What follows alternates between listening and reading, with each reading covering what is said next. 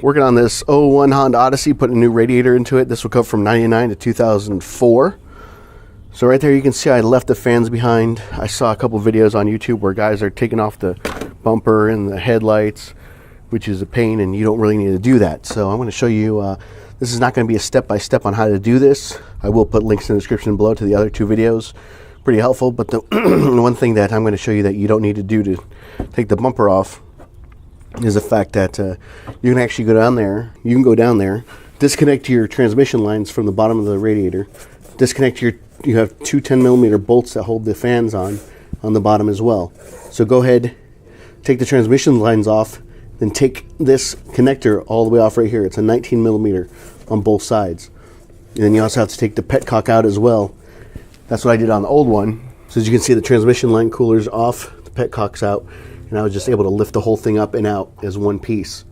So to get this new one in, I'm going to take these off, take that side off as well, and then drop it in, and then reinstall these on the bottom. I know it's kind of a hassle, but it saves you the time from having to take off the bumper and all that other stuff. Like I said, I'll put links in the description below to those other two videos on how to do the radiator on the Honda Odyssey, but they both take off the bumper and headlights, and I didn't want to do that. I figured there's got to be a way to not have to do that to save time. And that's how you do it.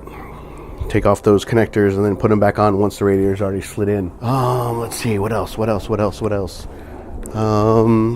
have to have these grommets. These are rubber little grommets in here. This is what the radiator sits into. And this piece of rubber hosing is supposed to be there as well. It cushions the radiator from bouncing on the frame at all. Make sure those are in place. I had to remove this the hood latch assembly. There's only three 10mm bolts that hold that on, because it comes out, sticks out right here, and stops you from being able to pull the radiator straight up and out. So like I said, I didn't want to take the bumper and the headlights off, so I just disconnected everything at the bottom and pulled the radiator up.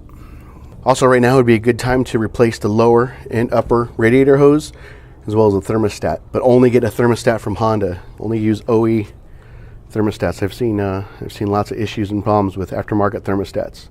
Just a warning.